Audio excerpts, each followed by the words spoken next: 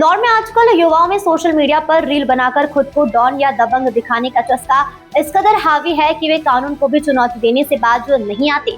इंदौर के परदेशीपुरा इलाके में एक ऐसा ही मामला सामने आया है, जहां पुलिस की चेकिंग में पकड़े गए एक युवक को जब चेतावनी देकर छोड़ा गया तो उसने थाने के बाहर निकलते ही बल्लू तुम्हारी जेल से फरार वाले डायलॉग पर रील बना डाली।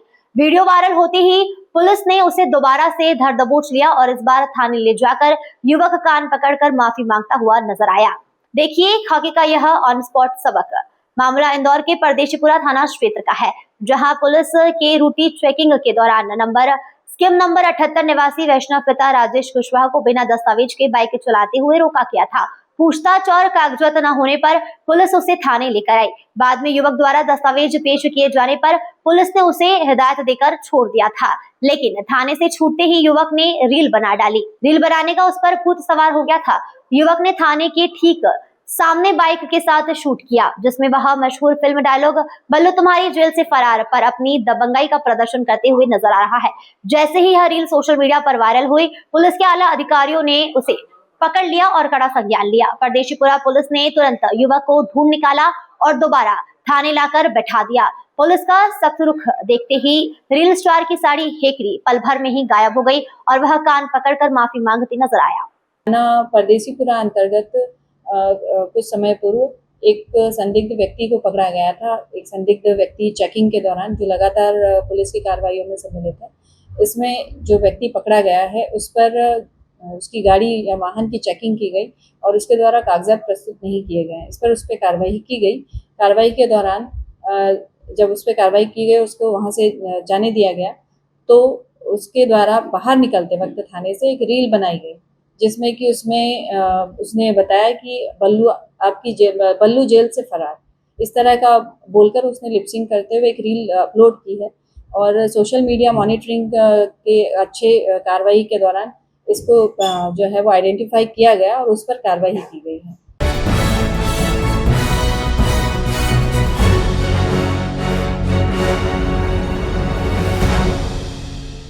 इंदौर के जूनी इंदौर थाना क्षेत्र में एक महिला से दुष्कर्म के प्रयास का मामला सामने आया है।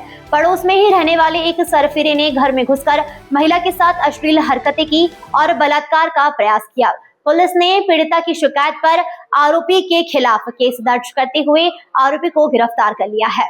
मिली जानकारी के मुताबिक 30 वर्षीय पीड़िता ने अपनी शिकायत में यह बताया है कि वह अपने बेटे के साथ कॉलोनी में रहने आई थी। घटना वाले दिन वह घर में बिल्कुल अकेली थी।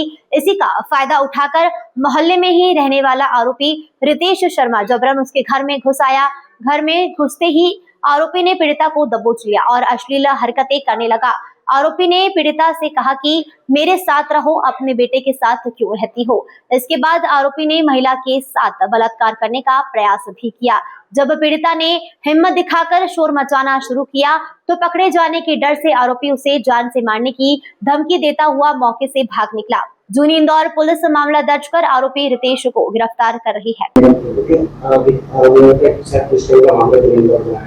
थाना जूनी इंदौर अंतर्गत एक 30 वर्षीय महिला ने छेड़छाड़ संबंधी एक शिकायत दर्ज करवाई है, जिसमें कि उसका कहना है कि एक व्यक्ति जो कि आरोपी रितेश वर्मा है, उनके द्वारा घर पर अकेली पाकर उनके साथ छेड़छाड़ की गई है। उनमें उनके जो है घर में एक 6 साल का बच्चा और महिला अकेली रहती है। उनके द्वारा जो है वो छेड़छाड़ की कायमी थाना पर दर्ज करवाई गई है। इसमें आरोपी को गिरफ्तार भी कर लिया गया।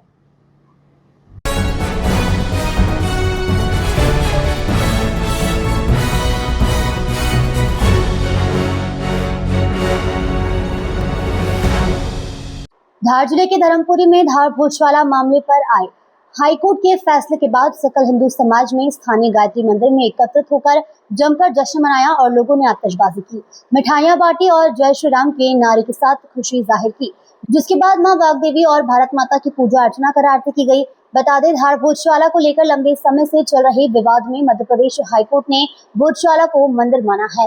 फैसले के बाद पूरे धर्मपुरी में सुरक्षा व्यवस्था कड़ी कर दी गई थी और बड़ी संख्या में नगर और चौराहे पर पुलिस बल तैनात किया गया था। वहीं थाना प्रभारी संतोष सिंह यादव अपने दलबल के साथ नगर भ्रमण कर स्थिति पर नजर रखे हैं।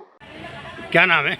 राहुल बाबू। राहुल जी, आज आतिशबाजी की खुशियाँ मनाई जा रही है, किस कारणों से मनाई जा रही है? जी, आज एक ऐतिहासिक फैसला हुआ है, सत्य की जीत हुई है कई वर्षों से निरंतर हमारे स्वयंसेवक और कई कार्यकर्ता राजा भोज की नगरी में वाग्देवी भोजशाला के लिए संघर्षरत थे, जो आज हाईकोर्ट द्वारा इसे मंदिर दिया गया है। और उसी के संपूर्ण हिंदू समाज नगर का और पूरे धार जिले का संपूर्ण हिंदू समाज उत्साहपूर्वक यह उत्सव मना रहा है। किसके बैनर तले मनाया गया ये सकल हिंदू समाज के बैनर तले बनाया गया है।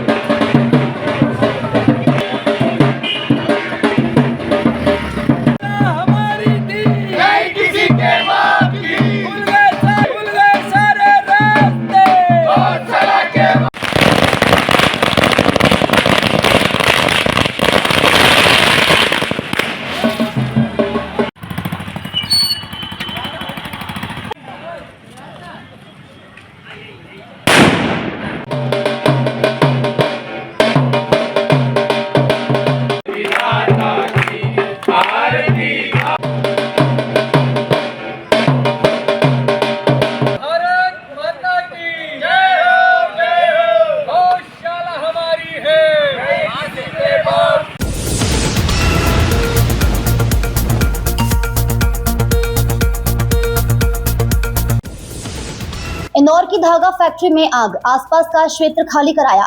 6 दमकल आग पर काबू पाने का प्रयास कर रही है। इंदौर की धार रोड स्थित एक फैक्ट्री में शनिवार सुबह भीषण आग लग गई।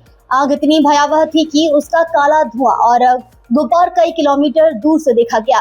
घटना की सूचना मिलते ही फायर ब्रिगेड की टीम मौके पर पहुंची और आग बुझाना शुरू किया।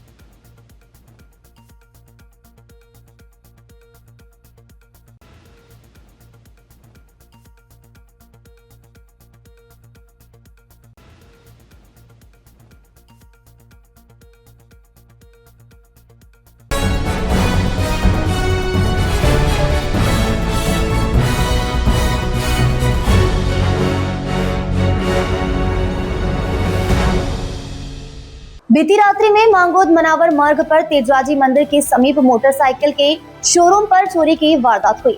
चोर शोरूम के आगे लगे पतरे के शेड के सहारे दूसरी मंजिल पर पहुंचे। सबसे पहले चोरों ने सीसीटीवी कैमरे के तार तोड़कर उनकी दिशा बदल दी, जिसके बाद मुख्य कमरे की खिड़की के 4 सरिये काटकर कमरे के अंदर घुसे, जहां गोदरेज की अलमारियों को तोड़कर उसमें रखे सोने चांदी के आभूषण सहित नकदी ले गए। कमरे का पूरा सामान अस्त व्यस्त कर दिया। कमरे में एक बड़ी तिजोरी रखी थी, जिसे चोर खोल नहीं पाए। घटना की जानकारी लगने के बाद पुलिस और परिवारजन मौके पर पहुंचे। घटनास्थल देखा, कुछ अन्य कैमरे में अज्ञात चोर कैद हो गए, जो मुंह पर कपड़ा बांधकर चोरी करने घुसे थे। फरियादी अनिताबाई पति हरिलाल राठौर ने पुलिस थाने पर रिपोर्ट दर्ज कराई, जिसमें बताया कि अज्ञात चोरों के द्वारा कमरे की अलमारियों को तोड़कर उसमें रखे हुए करीब 60,000 रुपए नकदी सहित सोने का मंगलसूत्र, 2 सोने की चेन, 3 अंगूठी, कान की झुमकी, पायजेब, चांदी का ग्लास सहित अन्य आभूषण चोरी किए गए हैं। पुलिस ने मामला दर्ज करते हुए जांच प्रारंभ कर दी है। मुख्य मार्ग पर चोरी की घटना होने से ग्रामीणों में भय का माहौल है। ये क्या खिंचा रहे हैं? क्या इस पे क्या करा? हाथ मत लगा अपन मान लो कोई फिंगरप्रिंट वालों को बुलाया पर हुआ नहीं उससे। ये तिजोरी है ना हाँ। भाई साहब हमें देखना मत दोनों तरफ से करा देखना मत कोशिश तो पूरी हाँ, ये 2 घंटे का है। खाली बाहर एक ही बात है। बाहर एक ही बात है। पूरे में एकदम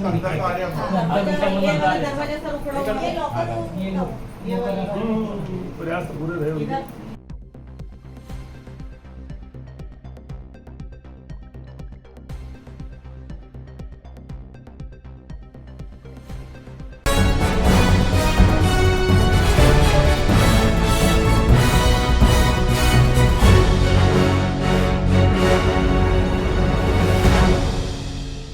अलीराजपुर कलेक्टर नीतू माथुर ने पेट्रोल डीजल की बढ़ती हुई खपत और वैश्विक ऊर्जा संकट को देखते हुए जिले में एक महत्वपूर्ण पहल शुरू की है।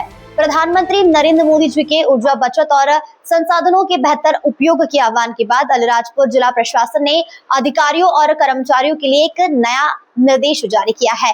जारी आदेश के अनुसार अब अलीराजपुर जिले में सरकारी अधिकारी और कर्मचारी अलग अलग वाहनों के बजाय एक ही वाहन में बैठकर भ्रमण करेंगे। प्रशासन का मानना है कि इस कदम से न केवल पेट्रोल डीजल की बचत होगी बल्कि सरकारी खर्च में भी कमी आएगी और पर्यावरण संरक्षण को भी बढ़ावा मिलेगा। कलेक्टर नीतू माथुर ने कहा है कि वर्तमान वैश्विक परिस्थितियों में ईंधन बचत समय की बड़ी आवश्यकता है। छोटे छोटे प्रयास मिलकर ही बड़े बदलाव ला सकते हैं। इसी सोच के साथ प्रशासन ने यह निर्णय लिया है ताकि ऊर्जा संरक्षण के साथ जिम्मेदार प्रशासनिक व्यवस्था का संदेश भी समाज तक पहुंचे। जिले में इस पहल को सकारात्मक और अनुकरणीय कदम माना जा रहा है। आम लोगों का यह कहना है कि यदि सरकारी स्तर पर इस तरह की शुरुआत होती है तो समाज में भी ईंधन बचत के प्रति जागरूकता बढ़ेगी।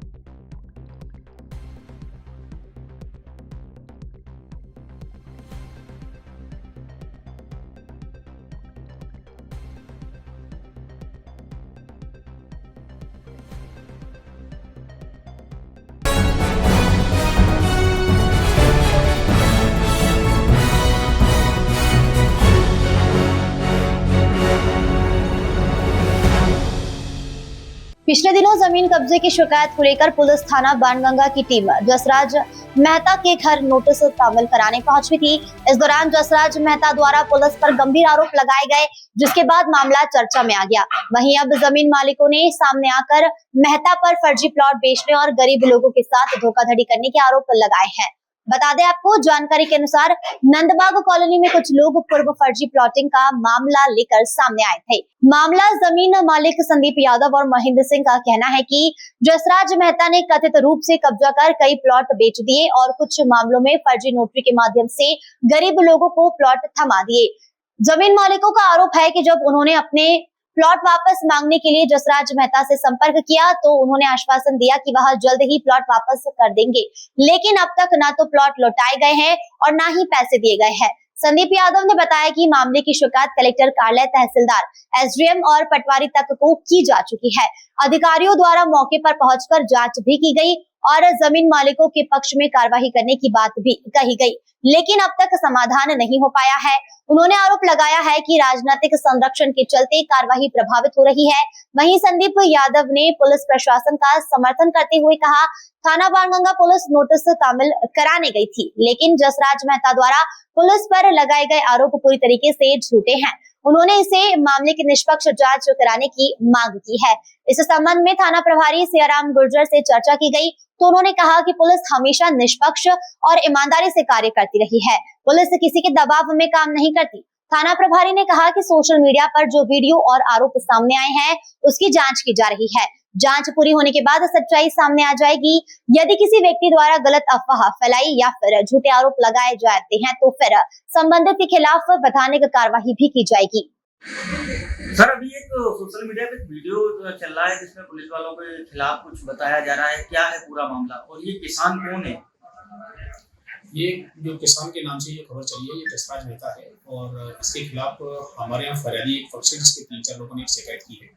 इसमें उनका दावा है कि उनकी जमीन वहाँ पर जो उनके नाम से है और वो उसके स्वामी है, उसमें से करीब 17 प्लॉट जसराज मेहता द्वारा अन्य लोगों को बेच दिए गए हैं। ये शिकायत प्राप्त होने के पश्चात शिकायत की थाना बड़ांगा द्वारा जांच की जा रही थी और जांच के दौरान ही पुलिस द्वारा जो अनावेदक है जसराज मेहता उसको नोटिस जारी किए गए थे और नोटिस तामील कराने हेतु पुलिस वहाँ पहुंची थी और उसके बाद उपस्थित नहीं हुआ है, तो लेकिन उसमें अभी जांच जारी है और इसमें जो पुलिस को अनावेदक को परेशान करने के संबंध बताया गया वो पूर्णतः सत्य है।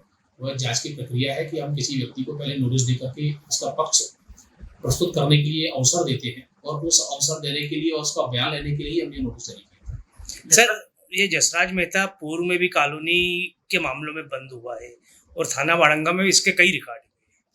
हाँ, जसराज मेहता का जो अभी तक पता चला है कि बाड़गंगा में एक अवैध कॉलोनी काटने के लिए नगर निगम के द्वारा जांच करने के पश्चात एक मुकदमा दर्ज कराया था, एक हीरानगर में कराया था और अन्य अपराधों की जानकारी कुछ लोग दे रहे हैं तो उसकी दलील जुटाई जा रही है।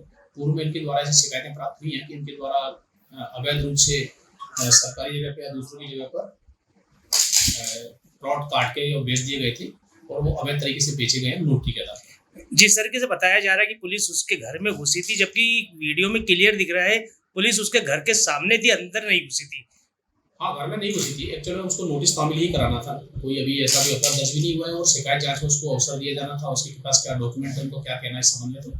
तो केवल नोटिस तामील करने गई थी, उसके घर के सामने से आवाज करके उसको बुलाया था। जब कोई नहीं मिला तो पुलिस बाद में वापस आ गई थी। आपका 15 से 20 साल पुराना बता रहे हैं जमीनी विवाद है। ये बाड़गंगा क्षेत्र में लगातार जमीनी विवाद चलते रहते हैं, उसमें आपस में इनकी बातचीत नोटरी के आधार पर और दूसरी चीज चलती रहती है। जब अनावेदक पक्ष को और आवेदक पक्ष को दोनों पे कोई निर्णय नहीं निकल पाता है तो पुलिस के शरण में लोग आते हैं और पुलिस को शिकायत करते हैं और पुलिस उसकी जांच करती है। कई मामले बहुत पुराने होते हैं, कुछ मामलों में नोटरियां पुरानी होती हैं लेकिन लोगों का कहना होता है कि ये सौदे हुए बिल्कुल नए हैं। तो इन सब की जाँच करने के पश्चात ही तथ्यात्मक जो प्राप्त होगा रिपोर्ट उस आधार पर कार्रवाई करेंगे। जसराज मेहता का कहना है कि उसने कई बार रिपोर्ट की कॉपी मांगी लेकिन उसको दी नहीं। हमने नोटिस दे रहे हैं, उसमें स्पष्ट लिख रहे हैं कि इन व्यक्तियों द्वारा शिकायत की गई है और शिकायत की जांच के दौरान वो यदि शिकायत की कॉपी मांगते हैं तो वो हम जो शिकायत में जो आरोप आवेदक पक्ष ने लगाए हैं वो हम उनको देते हैं। यदि शिकायत पूरी कॉपी अभी मांग रहे हैं तो अभी तो शिकायत जांच के दौरान है, उस समय डॉक्यूमेंट ऐसे नहीं दिए जाते हैं। यदि शिकायत जांच पूरी जाएगी तो वो मांगे तो दी जाएगी। कहीं ना कहीं उनको बताया जा रहा है कि प्रशासन द्वारा उन पर दबाव बनाया जा रहा है, कितनी सच है? नहीं, ये सच नहीं है, दबाव नहीं बनाया जा रहा, बल्कि उनके द्वारा ही प्रशासन पर दबाव बनाने की नीयत से शिकायत की है। क्योंकि सामान्य तौर पे अनावेदक पक्ष को बुलाया जाता है तो वो उपस्थित होते हैं, अपना पक्ष रखते हैं और जो सच्चाई होती है सामने आती है। तो ये जो खबर चली थी ये बिल्कुल निराधार असत्य है। यस, ये इसमें कोई किसी प्रकार की सत्यता नहीं है। ये तो केवल कई बार अनावेदक पक्ष जो ज्यादा तेज और चालाक होते हैं वो पुलिस पर दबाव बनाने की नीयत से इस प्रकार की शिकायतें चलवाते हैं और लेकिन जो सच्चाई है वो सामने चूंकि स्पष्ट है, हमारे द्वारा नोटिस दिया गया था और अभी भी वो चाहे तो अपना पक्ष रखें, उनके पास जो भी तथ्यात्मक जानकारी वो प्रस्तुत कराएं और शिकायत में शामिल। आपका परिचय? मैं सियाराम सिंह गुर्जर, थाना प्रभारी।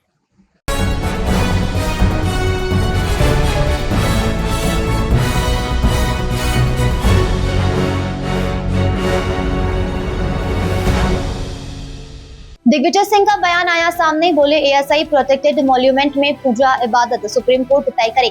नीट को बताया बड़ा स्कैम, सरकार पर उठाए सवाल। राज्यसभा सांसद दिग्विजय सिंह ने आज इंदौर में भोजशाला विवाद और नीट पेपर लीक को लेकर बड़ा बयान दिया है। भोजशाला में मूर्ति स्थापना पर उन्होंने कहा कि एएसआई के प्रोटेक्टेड मॉन्यूमेंट में इबादत या फिर पूजा हो सकती है या नहीं, यह सुप्रीम कोर्ट को तय करना होगा। वहीं नीट को उन्होंने बड़ा स्कैम बताया। दिग्विजय सिंह ने कहा कि मूर्ति वापस लाने की बात तो सब करते हैं, लेकिन मूर्ति कहां स्थापित हो यह सवाल है। भोजशाला एएसआई का प्रोटेक्टेड मॉन्यूमेंट है, ऐसे में वहां पूजा इबादत हो सकती है या नहीं, इसका फैसला सुप्रीम कोर्ट को करना है।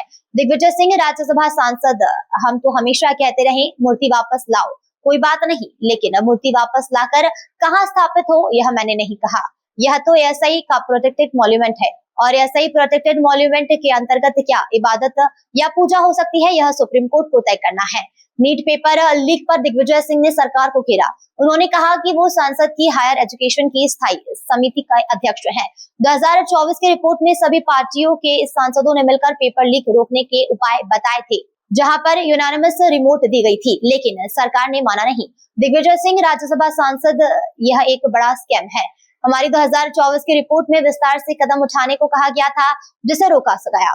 संसदीय समिति में सभी पार्टी के सांसद होते हैं, सबने मिलकर यूनानिमस रिपोर्ट दी कि इसे रोका जा सकता है, लेकिन उसको माना नहीं गया, जिसकी वजह से बार बार नीट के एग्जाम में पेपर लीक हो रहा है। इतना बड़ा धोखा हमारे युवाओं के साथ, छात्रों के साथ उनका भविष्य बिगड़ रहा है। दिग्विजय सिंह ने कहा कि इनकी मेहनत करने वाले छात्रों का भविष्य बिगड़ रहा है। जांच में सिर्फ छोटे लोगों को पकड़ा जा रहा है, जबकि पहचाने चेहरे खुद कह रहे हैं। हमारे लिए बाबा और अश्विन एक ऐसी शख्सियत थी जो अपने आदर्श विचारों के लिए लड़ती थी और उन्होंने अपने समर्थकों और मित्रों का हर पल हर अवसर पर साथ दिया। जमीनी नेता था, जमीनी नेता के साथ साथ कार्यकर्ताओं के लिए सदैव उसने आखिर सांस तक लड़ता रहा। कभी हमने सोचा भी नहीं था कि हमारे जीवन काल में वो चला जाएगा। हमारे बेटे के समान था। महेश जोशी जी हमारे गुरु रहे, उनके बड़े भाई दास साहब की हमेशा कृपा मुझ पर रही। एक पारिवारिक रिश्ता इस परिवार के साथ हमारा रहा है और हमने एक बहुत ही समर्पित साथी खो दिया और कभी हमें उम्मीद नहीं थी। कुछ दिन पहले ही मैं आया था, तब भी हमारी तो चर्चा भी हुई थी। मुझसे नाराज़ भी हो जाता था, उतना ही मुझे प्यार भी करता था, लेकिन हमेशा से मेरे और उनके परिवार के संबंध अकाट्य रहे। मैं आज इस कमी को महसूस करता हूँ। मुझे इस बात की भी प्रसन्नता है कि उसका बेटा आदित्य काफ़ी अच्छा काम कर रहा है, काफ़ी यश कमा रहा है। बिटिया भी अच्छा काम कर रही है पुणे में। पूरा परिवार आगे बढ़े, हमारा पूरा समर्थन करेगा। बात यह है कि मोदी जी ने अच्छे दिन लाने का वादा किया था 2014 में। अब वे खुद कह रहे हैं कि अच्छे दिन नहीं है और हर तरह से हम लोगों के ऊपर संकट है। पेट्रोल महंगा, डीजल महंगा, गैस महंगी, हर चीज़ महंगी हो गई। और अब तो पहले तो कहते हैं कि कांग्रेस के लोग मंगलसूत्र चुरा के ले जाएंगे, अब तो उन्होंने कह दिया तो ना तुम सोना खरीदो, ना विदेश जाओ, ना ये करो ना वो करो, तेल कम खाओ, तली हुई चीज़ें कम खाओ। ये भारत में जो विकसित भारत की बात करते थे, आज पूरे तरीके से भारत की जो अर्थव्यवस्था है बिगड़ती जा रही है। कहते थे कि रुपया की कीमत गिर रही है, मैं उसको रोकूंगा, लेकिन जितनी हमारे रुपए की कीमत में गिरावट आई है, इतिहास में कभी नहीं आई है। बेरोजगारी मिटी नहीं है, महंगाई बढ़ती चली जा रही है, गरीब गरीब होता जा रहा है और कुछ चंद लोग अमीर से अमीर होते जा रहे हैं। आज फैसला है जी हाँ, इसको अध्ययन हम लोग करेंगे। अध्ययन करने के बाद जो इस देश के नियम और कानून है उसके आधार पर काम होना चाहिए, क्योंकि इसी प्रकार के 3 प्रकरण सुप्रीम कोर्ट में चले हुए हैं। ज्ञानव्यापी मस्जिद का, बनारस का, संबल की मस्जिद का और मथुरा वृंदावन का, ये सारे के सारे प्रकरण सुप्रीम कोर्ट के पास लंबित हैं, जो स्टे मिला हुआ है। इस प्रकार का फैसला भी जो आया है, ये तो ASI प्रोटेक्टेड मॉन्यूमेंट है, इस पर किस प्रकार से ये किया जाएगा, इस पर अध्ययन किया जाने की आवश्यकता है। की बात यह है, मूर्ति हर हालत में लाइए, इसका पहले भी डॉक्टर शंकर दयाल शर्मा जी ने इस कोशिश की है, लेकिन यहाँ कोई प्रमाण ASI की मूर्ति में, ASI की इसकी भोजशाला में ASI की रिपोर्ट में कहीं इसका उल्लेख नहीं है। ये भी एक अध्ययन की बात है कि ये जब हिंदुस्तान में संकट है, आर्थिक संकट है, सामाजिक संकट है, इस संकट के समय ये फिर हिंदू मुसलमान की जो बात की जा रही है ये उचित नहीं है। सर 2003 में आपका ही बहुत बड़ा एक तो स्कैम है और मैं संसद की पार्लियामेंट्री जो स्टैंडिंग कमेटी होती है, स्थायी समिति एजुकेशन की, हायर एजुकेशन की, उसका मैं अध्यक्ष हूँ और हमारे 2024 की रिपोर्ट में विस्तार से हमने वो कदम उठाने के लिए कहे थे जिससे कि इसको रोका जा सके। लेकिन मुझे इस बात का दुख है कि सुझाव देने के बाद भी संसदीय समिति में, जिसमें कि सभी पार्टी के सांसद होते हैं, उन सब ने मिलकर हमने यूनानिमस रिपोर्ट दी थी किस प्रकार से नीट में लीक रोका जा सकता है, लेकिन उसको माना नहीं गया है, जिसकी वजह से बार बार नीट के एग्ज़ाम में पेपर लीक हो रहा है। कितना बड़ा धोखा है हमारे युवाओं के साथ, छात्रों के साथ, उनका भविष्य बिगड़ रहा है। इतनी मेहनत के साथ करते हैं और अब वो जो लोग कर रहे हैं वो सब पहचाने चेहरे हैं। वो खुद कह रहे हैं साहब हमको छोटे लोगों को पकड़ा जा रहा है, बड़ी मछली छूट रही है। बड़ी मछली कौन है? प्रधानमंत्री जी को तत्काल शिक्षा मंत्री से इस्तीफा ले लेना चाहिए और नेशनल टेस्टिंग एजेंसी के जो चेयरमैन हैं जोशी जी, उनको तत्काल बर्खास्त करना चाहिए।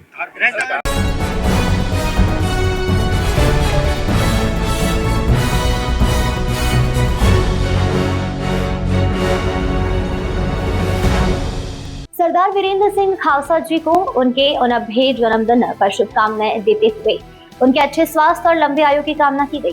सरदार वीरेंद्र सिंह खालसा वरिष्ठ समाज सेवी एवं पंजाब इंजीनियर्स के संस्थापक हैं।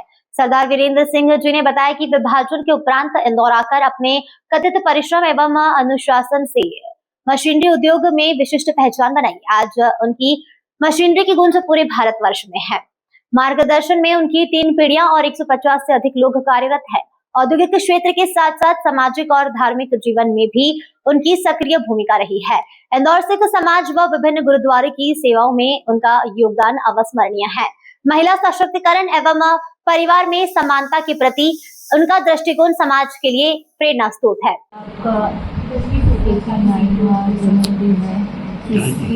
आपको बहुत बहुत बधाई और शुभकामनाएं। सर, आपने एक बहुत लंबा सफर तय किया है पंजाब इंजीनियरिंग के, आप संस्थापक हैं, तो हमें इसके बारे में आपकी कोई बताता है? ठीक है। 1963 से इंदौर में हमने ये काम चालू किया मशीनरी का। इससे पहले हमारे पिताजी आटा चक्की और आलर का काम पंजाब में भी करते थे, पाकिस्तान में। इधर आने के बाद हमने आरा मशीन का भी काम चालू किया था, इमारती लकड़ी का। उसके बाद मशीनरी लाइन में लग गया। मशीनरी लाइन में 1971 से ज़्यादा हमने चालू किया। तो ऐसे 1963 से अपनी फर्म चालू है। पहले नलीदार कोयला बना करके बेचते थे, फिर उसके बाद उसकी मशीनें बनानी चालू कर दी, फिर मसाले पीसने की मशीनें चालू कर दी, मेहंदी वगैरह पीसने, जड़ी बूटियाँ, केमिकल, सारी मशीनें चालू कर दी। फिर जड़ी बूटियाँ पिसाई, केमिकल और सागौल, सीमेंट की शाटाई थी तो सागौल बनता था, वो इम्पैक्ट कलर चालू कर दिए थे। उसके बाद फिर केमिकल एक्स्ट्रा मशीनें बनानी चालू कर दी। अभी हमारे पास करीब 100-125 किस्म की मशीनें बन रही हैं और इंडिया लेवल के अलावा बाहर फॉरेन में भी मांग बढ़ रही है, उधर भी भेजते हैं। करीब हमारे पास अभी इंदौर में 80-90 वर्कर काम कर रहे हैं, तो पंजाब में 60-65 वर्कर काम कर रहे हैं। दोनों जगह मिला के 8 मशीन फैक्ट्री हमारी लड़कों के साथ में मिला के चालू है। लड़के भी तीसरी पीढ़ी इसी के अंदर लगी हुई है। आपने एक बहुत परेशानी का सामना किया। परेशानियाँ तो कोई खास नहीं आई, जो आई उनका मुकाबला किया। हमने लोन सिस्टम नहीं लिया, अपने हिसाब से अपनी पूंजी से ही काम बढ़ाते गए। अभी आपकी जो घर खाना किया अभी इंदौर में इंदिरा नगर गली में, गुरुनानक सुंदर मार्केट में और बेटवा इंडस्ट्रियल एरिया में, और पंजाब में 5 face industrial area, 7 face industrial area, C42 industrial area, 3 जगह पर मोहाली में। बहुत शुभकामनाएं लंबा सफर तय किया है इस बिजनेस के लिए, इसके बारे में कुछ बताना चाहिए। इस बिजनेस में हमने शुरू में 16-18 घंटे मेहनत करते थे, उसके बाद आजकल 11-12 घंटे करते हैं। देखते हैं ड्यूटी, लड़कों को गाइड करते हैं, पार्टियों से संपर्क करते हैं, जिनकी कोई तकलीफ उसको दूर करवाते हैं, थर्ड पार्टी सब संतुष्ट रहे, किसी का कोई नुकसान ना हो। हमारी ये कोशिश होती है कि उनको अच्छी सर्विस मिले।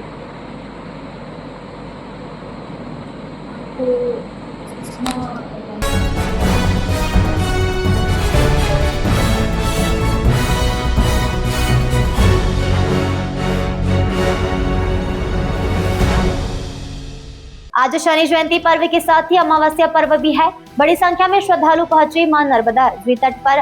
खलघाट सुबह से ही भक्तों का मां नर्मदा तट पर आना शुरू हो गया। बड़ी संख्या में महिलाएं स्नान कर पूजा अर्चना करते हुए दिखाई दी। शनि अमावस्या पर्व का विशेष महत्व है। दूर दूर से श्रद्धालु अपने वाहनों से बसों में नर्मदा तट पर पहुंचे। नर्मदा तट पर मेले जैसा माहौल दिखाई दिया। श्रद्धालु पूजा अर्चना करते हुए सामग्री खरीदते हुए नजर आए। भक्तों के लिए समाज सेवियों ने खिचड़ी, ठंडे पानी की व्यवस्था कर रखी थी। मंदिरों में विशेष पूजन अर्चन करते हुए भक्त दिखाई दिए।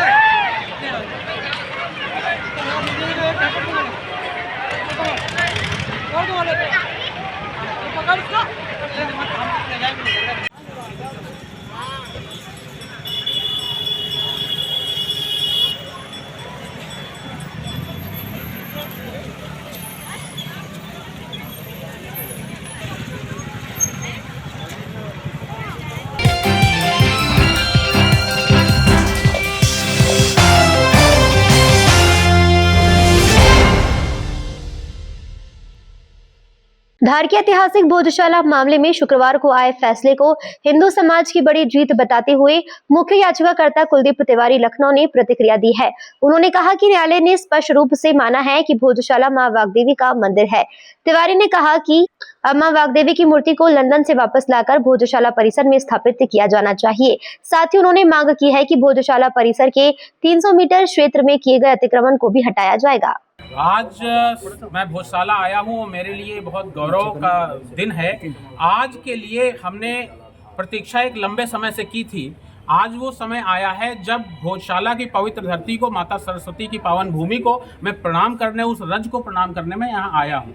सबसे बड़ी बात यह है कि जो निर्णय इतने समय के बाद यहाँ जो हिंदू सनातन समाज को प्राप्त हुआ है, बहुत लंबी लड़ाई इसके लिए सनातन समाज ने और संपूर्ण धार वासियों ने लड़ी है। इसमें कई लोगों की जानें गई हैं, कई लोगों के खिलाफ मुकदमे हुए हैं, कई लोगों ने लाठियां खाई हैं, कई लोगों ने अपना पूरा जीवन, अपनी पूरी जवानी खपाई है इस संघर्ष को जिंदा रखने में। धार के वो लोग मेरी बधाई के पात्र हैं जिन्होंने इस आंदोलन को जीवित रखा। पिछले 4 साल से हमने इसकी लड़ाई कोर्ट में लड़ी है, लेकिन उस आंदोलन को जीवित रखने के लिए सैकड़ों वर्षों से धार के और आसपास के जितने क्षेत्र के जो लोग हैं वो बधाई के पात्र हैं।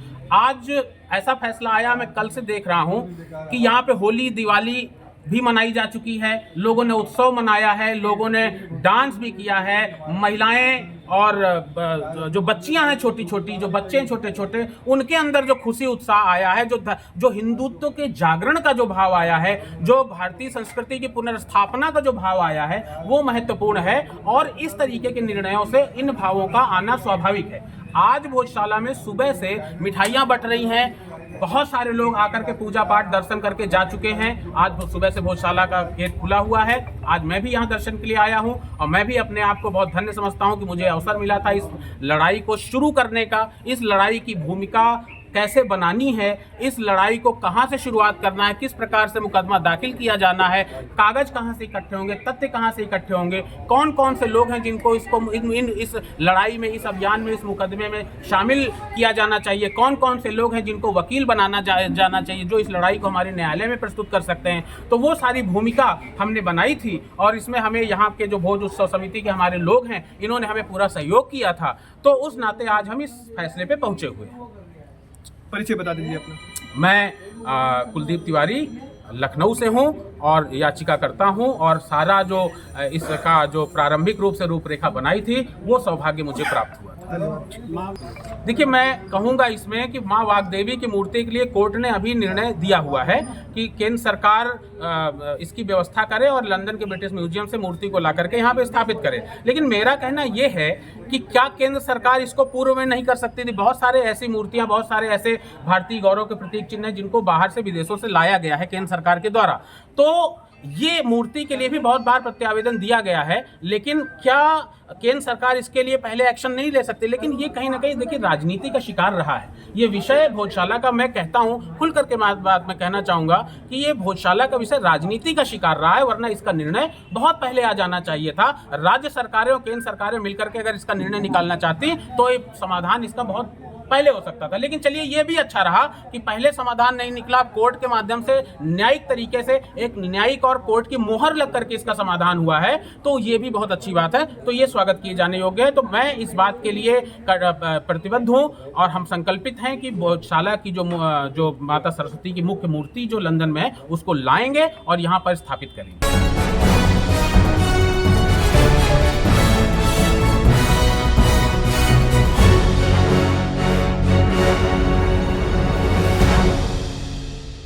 आज देश भर में शनि जयंती बड़े ही धूमधाम से मनाई जा रही है।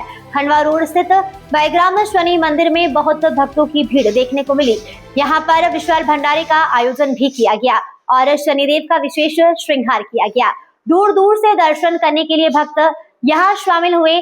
शनि मंदिर को करीब 13 वर्ष हो गए हैं। यहाँ की यह मान्यता है कि यहाँ वर्ष पर भक्त 5 या 11 शनिवार को जो भी भक्त यहाँ आता है, शनिदेव से मन्नत मांगता है, उसकी मनोकामना पूर्ण होती है। करीब 13 साल से यहाँ विशाल भंडारे का आयोजन किया जाता है। सुबह हवन पूजन किया गया, बाबा का श्रृंगार भी किया गया, जिसके बाद सुबह 10 बजे से भंडारा शुरू हुआ जो शाम तक चलता रहा। मनाया जा रहा है आपके शनि उत्सव बड़े धूमधाम से मनाया जा रहा है। यहाँ पे सुबह हवन हुआ, हवन के बाद आरती हुई, 4 आरती होती है यहाँ पे, सभी देवताओं की पूजा हुई, फिर उसके बाद भंडारा चालू हुआ। 10 बजे भंडारा चालू कर दिया। कौन सा पवित्र स्थान है ये शनि धाम है, इसको शनि धाम कहते हैं जी। कौन सी जगह पे स्थित है ये? बैग्राम में स्थित है। कितने वर्षों पुराना मंदिर? ये 26 वर्ष पुराना मंदिर है जी। बताएं किस तरह की मान्यताएं हैं इस मंदिर को लेकर? यहाँ पे 5 शनिवार, 11 शनिवार या 11 परिक्रमा या 5 परिक्रमा जो करता है उसकी मन्नत पूरी होती है, ऐसी मान्यता है। स्थानीय प्रशासन की किस तरह से व्यवस्था है? प्रशासन की तरफ से अच्छी व्यवस्था की गई है जी। हमको रोड पे आवागमन में बड़ी सड़कें वगैरह जो चलती थी वो बंद करवा दी प्रशासन ने। वो श्रीमती उषा जी ठाकुर की तरफ से भी हमको योगदान मिला। थाने पे से 5-6 जन आए हैं, संभाल रहे हैं। क्या प्रार्थना करेंगे पूरे देश के लिए? बिल्कुल, देश के लिए प्रार्थना करेंगे कि देश अभी जो ऊर्जा की किल्लत से जूझ रहा है वो किल्लत अपने देश में नहीं है, बाकी सब देश जूझ रहे हैं। बिल्कुल। मेरा नाम मनोज मीणा।